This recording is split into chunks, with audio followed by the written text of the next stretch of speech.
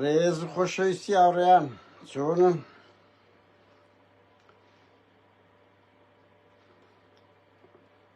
سڵاوتان لێبێت.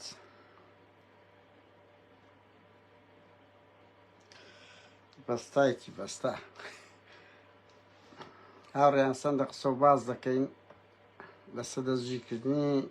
ئەو کاسبکارە بوێرەی هەولێر ئیدریس مەسعود کە لەلایەن ئومێد خۆشنا و بارزان قەسابەوە دەستگیر کرایە. من دەقیقم لەوەی ئەو دووە بڕیاری گرتنیان دەرکردیە. ئێستا قسە و باز دەکەین لەسەر ئەوەی.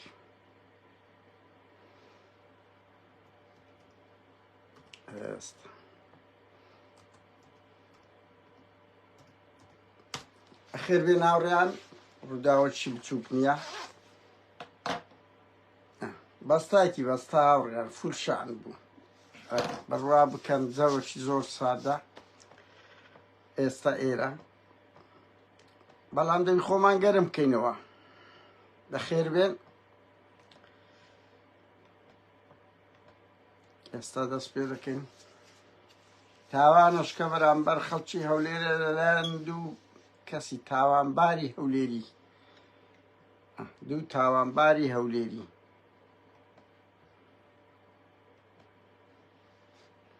هاوڕێیان بەخێر بێن. ئێستا هەندە قسە و باز دەکەین لەسەر ئەو تاوانەی ئومێد خۆشنا و بارزان قەساب. هاوڕێیان ئەوانە حاکمی ئەو شارەن، ئەو دووە ئەو دووە وا من دەقیقم لەوەی ئەو دووە بڕیاری گرتنیان لۆ دەرکردیە. هەردووچیان متەفقن، حەزیان لە مرۆڤی حیز و ترسنۆکە، یعنی خوڵقیان لە کەیفیان بە ئینسانی بە غیرەتی هەولێری نایە، لەبەرەوەی بە خۆیان کۆیلەن. بەخێر بێن ناوڕێیان، بەخێر بێن. دەنگ باشە، دەنگ باشە، دەنگ باشە. ئێستا زانیاریتان دەدەمێ.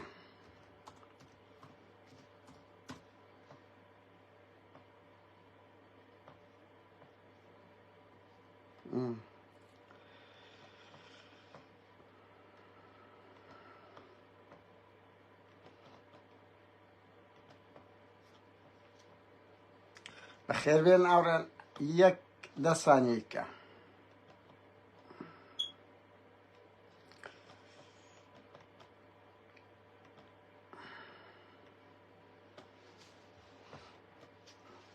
بەخێر بێ ناوڕێیان. سەرچاوی ئێمە هاوڕێیان زۆر ساردە لە سوید ڕەوشەکە لە هەموو ئەوروپای کەس قەتوانە بوو. ئێستا لەگە سایق تەکسێک هاتمەوە ئەیگوت لە 1880 سات نەبووە. بەهەرحاڵ بەخێر بێ ناوڕێیان. سەرچاوی ئێمە چەند کاتژمێرێک لەمەوبەر زیاتر یا کەمتر بە بڕیاری پارێزگاری هەولێر ئومێد خۆشناو بارزان قەساب. من دەقیقم لەوە هاوڕێیان، کە دەرێم دەقیقم سەرچاوەیە لە ناوە خۆیان پێی گوتیمە ئەو دوو بڕیاری گرتنی ئەو گەنجە بوێرەی هەولێریاندا ئیدریس مەسعود لەسەر چ، یعنی بەس وەرت پێم بگێت چ ماددەکی یاسایی ئومێد خۆشناو بارزان قەساب وەیسی بارزانی مەسرۆر بارزانی چ ماددەیەک شمولی ئەو کوڕی کردیە؟ بەس پێم برە چی کردیە؟ مجرد ئینسانەکە ناوێ وەکو ئێوە کۆی لە بژی دەنگی هەڵبڕیە، یعنی تاوانی کردیە تەنچی یعنی نامانێ بچینە سەر ئەو مێژووە قێزەوەنەی کە 33 ساڵە ئەنگۆ لە کوردستان هەتانە ئابڕووی کورتان برد تاچی کورت کاکە خەڵک حەق خۆیتی تەعبیر لە ڕێی خۆی بکاتن. بەقەت یعنی چیای قەرەچووخ، بەقەت چیای سەفین، بەقەت چیای ئەزمەر، خەڵک شەهید و قوربانیدا لە پێناوی ئازادی.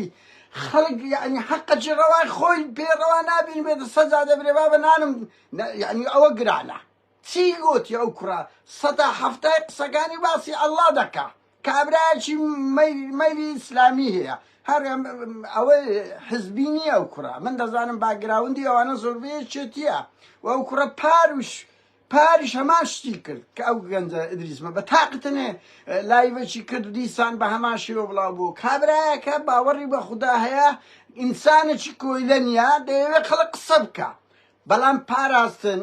یعنی بە سروشت پارتی ڕقیان لە مرۆڤی بە غیرەتی هەولێری دوهۆچی دەبتەوە لە ئەو دوو دەرشاریان یعنی نییە هەست بە زعف دەکەن هەر لە مەسعود بارزانیەوە هەر لە مەسرور بارزانیە تا دەگاتە ئومێد و بارزان قەسەب ئەوانە تێکشکاون ئەوانە زەلیلن چاویان بەو گەنجە دەکەویتن بە غیرەتە خەڵک خۆشی دەوێ حەسوودی پێ دەبن ئەگەنا بە زۆرە پێم بڵێ چی کردیا و گەنجە هەولێریە چی کردیا ئومێد خۆش ناوگرتت ئێستا تەلەفۆن لۆ دەکەم ئومێد بەس مرد بە هەر بگرە باشە وەرە بە خەڵک بڵێ پارێزگاری هەولێری وەرە بە خەڵک بڵێ لۆ چ گرتی هاوڕیان وایەت ئەها ئێستا تەلەفۆن لە ئومێد خۆشناوی لەبەر چاوتان دەکەم ئومێد خۆشناو پێدادێن یعنی چی کردی وەرە بە خەڵک بڵێ کاکە گەنجی هەولێرە خەڵک خەباتی کردیا پارتی بارزان قەساب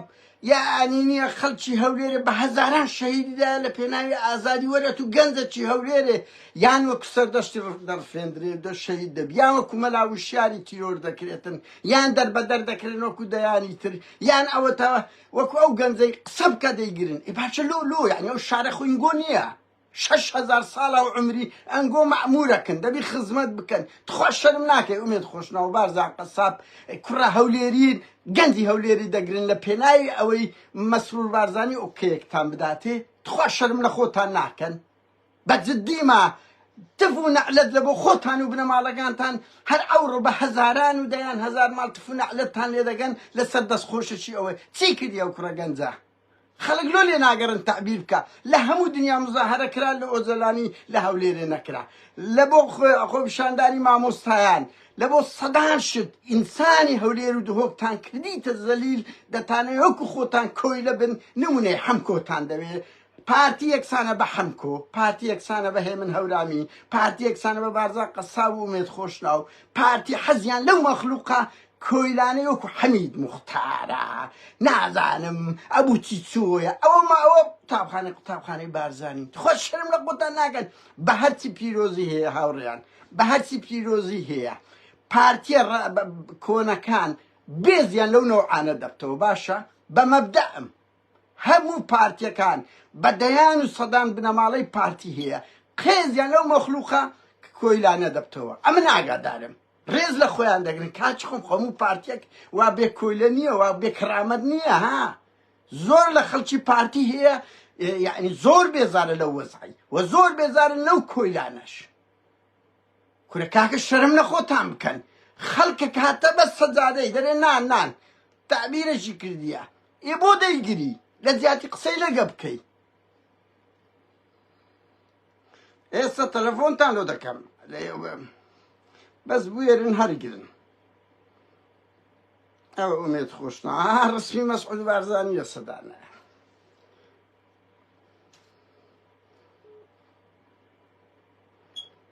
ئەوە ئێستا ڕەسی لۆ دەڕۆ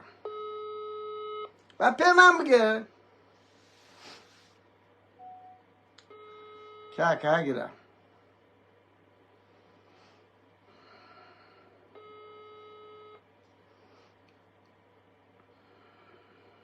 ئاوڕیانەوە تەلەفۆنە لە ئومێد خۆشناو بڕوان بکە جورئەتی نییە هەر بگری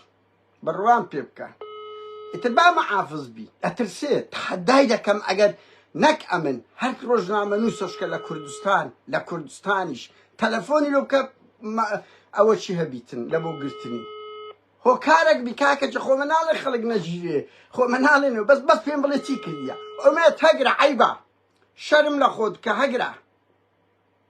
دوو قسە لەگە دەکەین بەو پەڕ ڕێزیش وەکو پیاوەکانی گۆش جوون نادەی ناوێری ئەگری بڕوا بکەن دەزانی لۆ با مەحافظ بی کۆیلەیە یان ئەمری پێکرد ئەوە ئەمری پێ دەکرێت بڕۆ و کوڕە گەنجەی بگرە نابێ غیرەتی هەبی حەدی چێ قسە نەکا مەحافظە مستەفا بارزانی لە بارزانی لێ وەرگرتیتەوە بە کەیف خۆی خەڵک تەعین دەکەن هاڕێ بەس لە بۆ ئیهانەی ئێستا لۆ بارزان قەسابیش دەکەم لۆ بارزان هەر بە دیڕێک لۆ بارزان قەسابیش دەکەم ئێبەرە پێمان بگەین کاکە خۆمە جون جونتان پێنادەنی هانت خەباتێکی مەدەنی وەرە پێم برێ بارزان قەساب لەو کوڕت گرتیە وەرە بەس بەم برێ ئەو کوڕە لۆ گرتیە لە بۆ دڕازیکردنی بارزان قەساب ئەوەتە هەفتا و سێ ئەخیرەکە ئەوە دیرێک تش دەکەم ها بارزان جوابمان دەنەوە کاک بارزان جواب دەوە بە قوربان خۆتان پێ ئەنتەری هەولێرەیە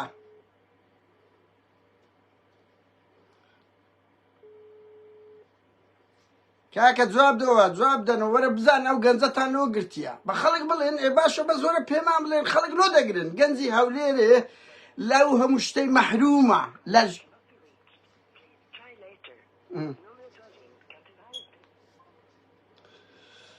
ڕاوەسە لۆ قایمقامی هەولێرە بکەین قایمقام سبێنە چاتم لەگە کرد بە ڕێزەوە گوتیە زۆر شتمان لۆیان کردیە وەڵا خراپی شەر باز بکەم نەبەس قایمقامی هەولێرێ ئەوە نەبەس بزانین کاک نەبەس دەڵێ بە ڕێزەوە تا ئێستا قسەی کردی با بزانین ئێستا ئەو چ دەڵێتن عوزریان تێ کاکە وەرە پێمان بڵێن خەڵکی هاو نیشتیمانیە و شاری لۆ دەگرن چیان کردیە هەولێر مەحرومە لە سەد شتی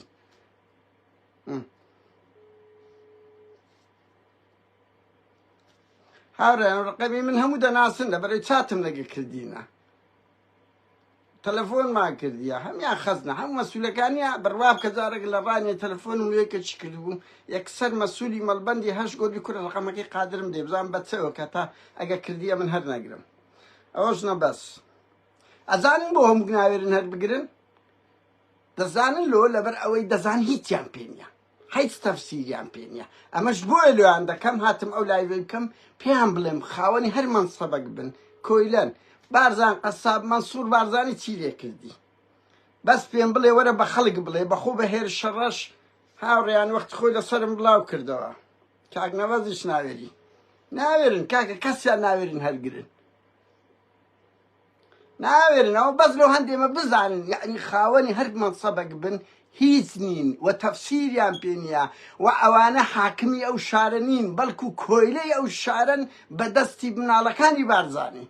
بەدەستی پاراستم تەوا بڕۆ بگرە پێیان بڵێ با بۆرە لۆ چی گرتیت وەرە بەس بە خەڵک بڵێن گەنجی هەولێرە لۆ دەکوژێ لۆ دەگیرێ لۆ ئەو هەمووە لۆ لە هەموو شوێنێکی خۆپیشاندان هەیە لە هەولێر نییە یعنی قابلە سەد مامۆستا نەبی خۆپیشاندان بکاتن بارزان قەساب و هێر شەڕەش وەکو دوو ئەنتەر بەسە ئەو خەڵکەی هەولێرێ و هێر شەڕەش دەستی لە لێدانی من هەیە پێشم گۆتی هێر شەڕەش ئەو ژیانی شەر ئەو ڕۆ نییە ئەو تاوانانە لەو پاراستن و پارتی بکەن بەخۆ بارزان قەسابی زۆرتان کردیە بڕوا بکە بەغەڵەت لە یەکێک لە حەفلەکان ئەمنیەتی ئاهەنگێک بە ئاسایش هەولێرێ سپێردرا بوو جەماعەتی بارزان و هێر شەڕەش لەیەک دووە چاندا بوو لە ڕۆژی پاشتر مەنسوور بارزانی هەر هەموو پاسەوانەکانی بارزان و ئەوەی ئەوە بەرپرسم لەوە بەرپرس کە دەڵێن بەرپرسم لەبەرەوەی دەقیقم لەو شتەی جارش کەش بە تەفسیل باسم کردیە هەمیان بانجی مەنسوور کە هیچ مەنسەبەکی نییە مەنسوور بارزانی بانجی مەسیفی کردیە هەموو حیمایەکانیان کرد شەق و شاب کردیە و بارزان و هێر شەڕەشیان زەلیل و سەفید کردبوو زەلیل و سەفید کردبوو بەڵام لۆجیانی ئەو ئیدریس مەسعودانە ئەوە قارەمانن بەڵام بۆ جانی بەرامبەر منداڵێکی بارزای زەعیم عەلی تێر شەقیان کرد دوو پاسەوانیان ئیهانە کرد دوو پاسەوانیان شەهید کرد خۆ کەیسەکەی هەیە لەبەر چاوی هەر هەمووان کورانگۆ هەمووتان هیچ نی لە بەرامبەر منداڵێکی بارزانی چ خۆتان گف دەکەنەوە لە ناو خەڵک مناڵێکی بارزانی لە هەموو سۆرانیانە بە قیمەتترە ئومێد لۆ جواب نادەیەوە بەس بەم برێ نینۆکت مەخۆ ئێستاکە نینۆکت مەخۆ وەرە جواب دەوە بارزان قەساب لۆدا خۆتان لەسەر ئەو خەڵکە هەولێری ڕەشوڕوتەی زوڵم دەکەن هەمووتان باگراوندی خۆتان چییە کوڕە هەژاری ئەو شارە نەبوونا ئومێد بابت لەسەر کوردایەتی لەسەر ئازادی شەهید بێت خۆش شەرم لە خۆت ناکەی خەڵک لەسەر ئازادی دەگری کورە کو دەتوانی بچە سەر گۆڕی بابت کۆ دەتوانی بچێ سەگۆڕی بابت بابت بی بەس پێم بڵێ کە ئێستا ئەتوو لەبەرەی ئەو ستەمەی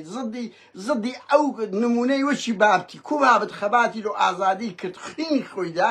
ئێستا ئەتوو بە هەمان شێوە دەوری مدیری ئەمن و ئیبراهیم زەنگەنەی دەبینی لە بەرامبەر خەڵکی هەولێرە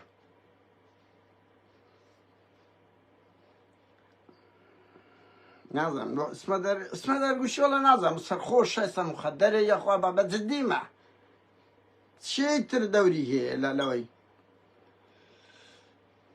محەممەد سەلیم مزوری بزانم مزوری جا بەداتەوە مەسوولی بەشی هۆبەی ئەوەی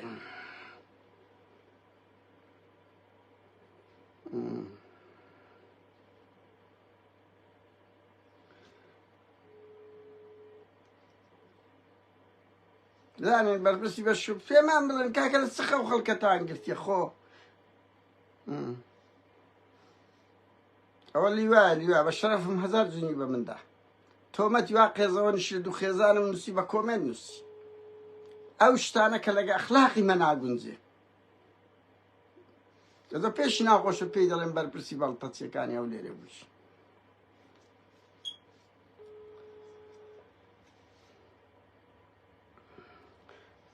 ئاوڕێیان ئەو گەنجە من دەقیقم لەوەی بە بڕیاری ئەو دوێ گیرای سەش لە ئاسایشی هەولێرەیە دەقیقم لەوە دەقیقم ئاوڕێیان وەڵە ڕقەمی بابۆم نییە ڕقەمی وێسیم نییە گەنا ئێستا لۆیان دەکەم مەسروژۆ هەجاب ناداتەوە براکەم هەجاب نادات نازان یعنی ئەم بەس دەمەوێت تێبگەم پارتێکان چۆن شەرم لە خۆتان ناکەن لەو شارەینا کەمترین شەهیدتاندایە لە شۆڕشی ئەو کۆتایی ئێستا ئەوە لە 96ەوە هاتینە بەدەبابەوە هاتینەوە ئەو هەولێرەی ئازادیتان نەهێشت وەڵا براکەم لە 96 هەولێر وان نەبوو کە ئیدارەی مشتەرەک بڕوا بکەن یعنی لە بۆم هەموو ئەوما خۆ زیری ئەو کاتی بوو هەولێر قدووە بوو ئازادێکی بەرفراوانی تا حەدە شتێدا هەبوو لە پێش هەموو شارەکان بوو بە تەحەداوەوە دەرێم یەکەم مزاهرە لە هەولێرە کرا زدی بەرەی کوردستانی لە مانجی 11 بوو باشە بەعز لەراو شار بوو زدی بە ئەوەی ئەوەمان کردیە یەکەم گروپی زیندانی سیاسی بەدەست بەرەی کوردستانی هەبوو قورشی شێرە و ئەوە ئەمید سمکۆ یەکێتی لێیانداین دوو شەهید ئەوەندە هەژنۆ دە بریندارماندا دە 12 گیرا یعنی نامەوێ بچمە ناوردەکاریانە بڕوا بکەن لەو هەولێرێ هەفتە نەبوو خۆپشاندان و کار و چالاکی نەکرێ بە گولە لێمان دەدرا یەک کەسیش نەبوو هەموو ڕۆژەشە زادەی بوون بە شایەدی هەرمووانە پارتیاتە هەمووی وێران کرد هەمووی وێرە ڕقی لە خەباتی جەماوەریە ڕقی لە مرۆڤی بەغیرەتە تەبعی وایە بڕوا بکەن ئومێد خۆشناو دەستگای پاراستن وەیسی کە ئەو من دڵنیام ئەو شتانە بە تەعلیمات دێ بڕوا بکەن ئومێد خۆشناو ئێستا هیچی پێ ناکری بەڵام کاچ خۆم حاکمی ئەو شارەی بارزان قەساب هیچی پێ ناکری بەڵام ڕقیان لەو مرۆڤانە دەبتەوە کۆمەڵێک بەڵتەتی ئەو بارزانە لە ناو هەموو کۆڵ لەسەری کۆمەڵێک ئەوە دانایە ئەو کوڕەی لە دانا سویدیدا لەو گۆرانی بێژەیدایە و لە کپای ئەمریکن کە بڕوا بکەن لە هۆتێل لە ژوورش تایبەتیان دانان سێ چار ڕۆژ بەڕەڵای کرد بەڵام هەزار تۆمەتی لە بۆ خەڵک دروست دەکەن تۆمەتی خەڵک دروست دەکەن کورە کاچ خۆم خەڵک خۆخوادی لەو مەنسەبانەبی تا دوو چاکەی بکە دوو خزمەتی خەڵکی شارەکەی بکە نەوەک بۆچی ئەوڕۆ ئێستا من دڵنیام لەو هەولێرەی بەلای کەم 56,000 مارتف و نەحلەت لە بۆ ئەو دووەی و بنەماڵەکانیان دەنێری خەڵک تف و نەحلەتتان لێ دەکە کاکە وەڵا قێزتان دەبتەوە بە مەبدە ئەمنێ چیروان بارزانی لای برادرێک گوتبی و دەزانم خەڵک زۆر ڕقی لێمان دەبتەوە وەڵا شەیتان بێ ئێستا خەڵک لەگەریتی بەس لە دژی ئێوە تەلەفۆن ئومێد خۆشناو دەکەینەوە هاوڕێیان لۆی دەکەینەوە بە جواب داتەوە ئومێد لۆ جواب نادەیەوە یعنی بە جددیمە لۆ جواب نادەیەوە شتە چ قێزەوەن دەکەین وەرە گفتوگۆ لەگەڵ من و ئەو خەڵکەی بکە وەرە بە خەڵک بڵێن بابا خەڵکتان نۆ گرتیە ئەو گەنجەتان نۆ گرتیە چی گوتیە کە گەنجەکە بڕوای بە خودا هەیە ئەڵێت تعبیر لە ڕێی خۆی دەکات پارتی کورە ناوی دیموکراتیای هاوار خوا شەرم نییە گەنجەک تعبیر لە ئەوەی خۆی کە وەرە ئەتوو 100 داستانت لەو هەولێرەی هەبی هاوڕێیان سێجار لە محافزی هەولێرە درایە بەدەست گەنجەکانی هەولێرە سێجار لێی درایە بڕوا بکەن خەڵک بەسی سەرڕاستەی سۆفی لە بیرە سێجار لێی درایە بپرسن ئەو هەولێرە نیوەی دەگیرە پێشمەرگە دەهات بە تایبەتی شوعویەکێتی بدات حسک بوو دا شوعویەکێتی پارتیش زار بەزار حزوری هەبوو بەڵام زۆر نەبوو بە زیاتر شوعویەکێتی لە دوای هەشتاکانەوە کۆنتڕۆلیان کرد هەزاران شەهیدیاندا نیوەی شاریان ڕزگار دەکرد ئەو هەموو قوربانیە ئەو هەموو ئەعدام و تێکۆشان و خەباتی خەڵک وەرە ئێستا خەڵک لە بۆی نەبین ناو شاری خۆی قسە بکات ئێلۆ براکەم لۆ ئومێد خۆشناو لۆ ئەوە ڕێنووی دەکەینەوە ئەوە دەرەچی خەبات دەکەین بڕوا بکە من ناڵێم چ دەکەین بەس بڕوا بکە لە سەوکەی سێڕادەوەسین کاکە کودەکەی گەنجی کورد لە بەلاش و عەلاشتەش قەڵەی پێ بکرێت چی کردیە ئیدریس بە مەبدە ئەم نایناسم بەس چی کردیە گەنجەکە فکری 180 پلە دژی ئێمەیە بەڵام کاچ خۆم گەنجە بوێرە کابرایە کە خاوەن هەبیر و باوەڕە کە ئازادە لە خۆی بەو باوەڕێیەوەی خۆی هەیە دێتە سەزادەی لەبەر ئەوی بە غیرەتە دەیگرن هەر ئەوەندەیە ولا بۆ هەندێکیان گرتیە بەراعەتی پێ بدەن بڕوا بکە لەو هەندێکیان گرتیە بەراعەتی پێ بدەن کورەومێت عەیبە عەیب کورە هەر لە ئەوەی بابت بە شەرەفم نازانم کو چاوەڕوود دەبی و تێسە گۆڕی بابت بەس وەرە پێم بڵێ بابت کە خەباتی لۆ ئازادی کرد بابت کە خەباتی لە بۆ کۆمەلگایەکی ئازادی لەو شارەی خۆی کرد کەچی لە خینی خۆی دانا کەچی ئێستا ئەتوو وەکو دەوائیری ئەمنەکان وەکو محافزە جەلادەکانی بەس ئاوە دەوری جەلادی دەبینی ناژوێنی ها ئێستام دەزانمەوە ئەمری ئەو نەوعەگرتنانە هاوڕێیان ئەمری نەوەکانی مەسعود بارزانیە مەسرورە وەیسیە لەو دوێ زیاتر نییە بڕۆ بیگرەوە تا خەڵک جورئەتی نەبی قسە بکە بەڵام ئەوە زۆر لە خۆتان خراپترە زۆر لۆ خۆتان بە خۆتان دەزان لە هەولێرێدا چ وەزعەک دەژین هاوڕێیان بڕوا بکە 150 بەسەرەوەی پارتیەکان دەنگ نادەنە پارتی ئەو جارەی پارتیەکان دەنگ نادەن وەڵڵاهی ئاوڕێیان بەدەیان بنەماڵەی پارتی پەیوەندیان بە من کردێ مەسرور لە باچ ئەمەی تەفریچ و ناکردیە دەڵێن مەسرور بارزانی باچ ئەمەی خین مشتیە دەڵێن ئەم بەس خاتری مەسعود بارزانی بگرە بڕوا بکە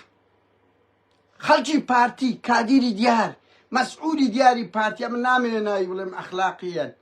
زۆر بێزارن زۆر لەو هەولێرەی کەس لە گەریانیە هێزەکەبی دەبا گۆڕانی کۆن ئێستا هەبا بزانە نیوەی پارتیش بە گەریان دەکەت یاننا کورە پارتی بوویتە ئەو منداڵ و تاڵانە ئەو کۆیلانە پارتی بوویتە پارتی ئەو کۆیلانە بڕوا بکەن خەڵکی دووش مرۆڤ و بنەماڵەی مشەڕەفی هەولێرێ دیاری هەولێرە لە گەریان نمایە هەر پێشترێک کەم بوو ئەزە وەرە ئێستاکە دەبا بێن وەرە با بێن بنەماڵەی ماڵی قورشی شێرەی بنەماڵەی ئەوە کورە ماڵی بارزا ئەوە خالید بارزانی بنەماڵەی هەندە بنەماڵەی کەشە هەبوو لەو ماوانەیە کە چەند کۆچی دوایی کرد زۆربەی بنەماڵە دیارە پارتیەکان ئێستاکە پێیان عەیبە دیفاع لە پارتی بکەن بێنە ناو خەڵک بڕوان پێ بکەن یعنی خۆوە دەیان بینن بڕۆن هەموو بنەماڵە دیار و تێکۆشەرەکانی پارتی ئەوی لە 60-70کانەوە لە گەریان بوون کورە هەتا 90ەکانیش لە گەریان بوون ئێستا پێیان عەیبە بێنە سەد ئەوەی دیفاع لەو پارتی بکەن خەڵک لە گەریان نمایە ئیتر ئەو کۆیلانەیان مایە ئەو مرتەزەقانەیان مایە هەر ئەوانەیە ئەوانەش هەتا ڕۆژێک کەونە بن پێلەقەو ئەوەی خەڵک ئاوڕێیان ماوە دەڵێن ئەرچی هەموو کەسەکە دیفاع لەو گەنجەی بکە ئەوان ئیدریس مەسعودیان لەسەر هیچ سەبەبەک نەگرتێت تەنیا لەسەر ئەوەی غیرەتی هەیە دیفاع لە توێژەکەی خۆی دەکات لە کاسبکاریەکەی خۆی دەکاتن نانێوە خەڵک جورئەتی هەبێ هەر پارتی ڕقی لە خەباتی جەماوەریە هەر ڕقی لێ دەبتەوە هەر کەسێک بە غیرەت بی هەوڵ دەدا لەو ئەوروپایی لە کوردستان لە سلێمانی بیتان لە غالیبیدا هەوڵی ڕفانی سۆراییندا لە منومەکیاندا یعنی نییە لە شڤانیاندا لە ئیسماعیل درا لە ڕەنزدەریاندا یعنی هەوڵ دەدەن نێمان بدەن بەس هەتاوەکو نییە هەیبەتمان بشێنن خەڵک نەرێن نە ڕقیان لە وشەی نایە نە حەزیان لە وشەی بەڵەیە نە ئەم سەیدیە ئێمەوە نین کاکەس ئەو سەردەم بەسەر چوو بە قوربان بەسەر سوێرێکە دوو قسەی کردو بیخەیە ژۆرێ و خۆزانی ساری 1970کانە زەردەمی ئەوەیە زیندانی ڕایەتە و سەردەمی زیندانی سەری ڕەش و ئاکرەیە سەردەمەشکەیە درۆنە کەسەک هاکەرەک هەموو دنیای لە زەواق دێنێ بە قوربانی ئێمە ئەمریکایش زلوزە بەلا ئەوە دەبیتن بەهەرحاڵ هاوڕێیان دڵنیا بن کار و چالاکیش دەکەینەوە ئەو گەنجەی نەک لەبەر ئەوەی ئەوانە ڕق دەیانەوێ خەڵک قسە نەکە ئەمەش دەمانێت کاکە خەڵک ئازاد بی ئەی هاوار ئەنفال و چیمیایدا لە پێناوی ئازادی ئێستا لۆرە دەڵێن ناگەڕێ خەڵک تەعبیر بکە بەبێ ئەوەی هیچ استفزازی کردبی هیچ استفزازی هیچ شتێکی قانونی هەبی وەرە پارتی دیموکراتی کوردستان وەرە مەسعود بارزانی کە گوێ لە لایڤەکانیشمان ڕادەگری کە دێناو بەس وەرە بە خەڵک بڕێ ئەو گەنجەتان لۆ گرتیە بە چ مادەیەک بە چ مادەیە گرتیتان بڕوا بکە لەسەر ئەو کەیسە ڕادەوەستین و من کە دەڵێم لەسەر ڕادەوەستین ئەو کەسانە نین هاوڕێیانە کە قسەکمان کرد ڕۆژانی داهاتوش دەبینن ناکرێت کاکە خەڵک قسەچی کرد و بیخێ ژۆرە چی کردیە بەس بەم بڵێ چی کردیە و ئەوە 180 کەیسەکان بە پلەی یەک لە هەولێر و ئەو دوایە دهۆک بووە وەرە بڕۆ هەموو کەیسەکانی مافی مرۆڤ بڕۆن هەموو کەیسەکانی کە ئیدانەی نێودەوڵەتی کەمپینی لەسەکرا بڕوا بکەن 150 بە تاقتەنە لە هەولێر بووە ئەمە نیشم لەسەر کەیسانە کردیە زۆر ئەو کابینەی مەسرور بارزانانی زیندانیانی بادینان ئابڕووی چوو هەیبەتی سیاسی ڕۆی دیبلۆماسی ڕۆی هێشتان تێناگەن کورە کاکە دنیا تەمەشات دەکا چه ئەزمونێک پیشان دەدەی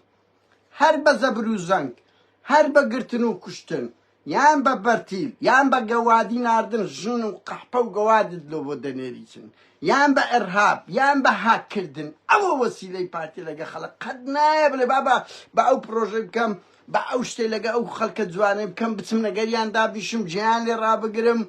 بزانتیان دەوێ قەت نیتی ئەڵە لێدا بگرە بکوژە بەس لە بۆ تاچی کورت ها هەموو مامنتەین ئەوە درۆن لە سەری ڕەشیدا مەسعود بارزانی چت کرد باشە حکوومەت یارێم مەسعود بارزانی کۆمەڵ قسەی بریقەدار کە چت کرد جارش کە شاتن لێیاندای چت پێکرا بەس لۆ گیانی ئیدریس مەسعودەکان ئازانە بەس لۆ گیانی ئەوەی چەند جار 150 خاچیان لێداگیرکردن لە قسەی بریقەدار زیاتر چیت کەتان پێکرا داعش هات ئەگەر دنیا لە سەرتان نەجواب نەدەبە لە هیچ شوێنە خۆتان نەدەگرتەوە ئەمە غیرەت ئینگۆ دەناسین ئەمە هەیبەت ئینگۆ دەناسین ئەمە دەتان ناسین هەموو خەڵکی کوردستان دەتان ناسیتن بەس بۆ گیانی ئەو خەڵکە هەژارە ئەنگۆ بە غیرەتن بە مەبدە ئەم ئێستا کە دوو مەفرەزەی عەشدی شەعبی بەڕێ بکەوی هەمووی هەردێت تێیان دانیا هاوڕێیان بڕوا بکە ڕۆژێ لەگە برادرێک لە وەزارەتی پێشمەرگەی قسەمان دەکرد ئەیگۆ بە شەرەفم گولەمان نییە باشە لە بۆ 3 ڕۆژی شەڕکردن گولەیان نییە گولا کورا ئەو حکوومەتە وایە هیچی نییە بەس پارەیان ئاودیوی ئەوروپا کردیە وە سەبر بگرن ئەو مانگەی لە ئەمریکا کو قومبەلەک دەتەقتەوە ئەمن هەر ئەوەندەتان پێ درێم باشە کاتەکی خۆش لە پشت ئەو کەیسانە ئەرچی هەموومانە ڕابوەستین دیفاع لە هەموو گەنجێک بکەین سەر بە هەر باوەڕێک بێ ئەوانە قوربانی ئازادین لەگە فکرت دەگونجێ ناگونجێ کێشەک نییە ئەو کوڕە گیرا لەسەر هیچ بە بیر و باوەڕێک نەگیرا لەسەوە گیرا دەنگ هەڵدەبڕی پارتی و ڕقی لە ئینسانی دەنگ هەڵبڕدەبی ئێستا هەموو قووەت خوان لەگەری بەکاردێنین بێتە سە تەلەڤیزیۆنی برێ من غەڵەت بکە مەدح و سەنایەکی پارتی بکە ئەوە بەرنامەی پارتیە حەزی لەو زەلیلیە لە کاتێکدا لە ئەوروپا لە مناڵیەوە خەڵک لە مناڵیەوە فێر دەکرێت کەسێتی هەبی جورئەتی هەبی خاوەن بڕیار بی لایمە بالعکس عمری 75 ساڵ بووە کابرایە چێرچی بوو 70 ساڵ هینایانە سە تەلەڤیزیۆنی مارەوەدان یعنی تێناگەن تێکشکانی کەسێتی چەند خراپە لە بۆ کۆمەلگا هەر لەبەر هەندێک بە دوو مەفرەزەی عەشدی شەعبی داعش هەردێتن ئەو کۆمەلگایە ئیرادەی نییە بە زۆرە سەیری ئەزموونی ڕۆژئاوا بکە ئەزموونی ڕۆژئاوا بکە کاکە داعش دێ تورکیا دێ دەچەقن شەڕ دەکەن لۆ ئیرادەچیان لۆ دروست دەکرا پارتیوە نییە ئیرادە خۆ مەچەمێنن خۆ چ نەچەمێنن وەڵی ملیۆن جار خۆتان چەمان بەس بۆ گیانی ئەو کوڕە هەژارانەی ئەو سیفەتی ئینسانی حیزە حیزە کە دەیە دەرەقەتی ئەو خەڵکە هەژار و چەساوی بندەسەر ئەنیە چه ئازاتێکە توسی ئەو گەنجانە دەگری خەڵک دەگری ئەزیەت دەدەی ئەشکەنجە دەدەی دێنە ئەو ئەوروپاش وەچی جورجی زێرابی کەس نازانین لە چێنە کاتەش خۆش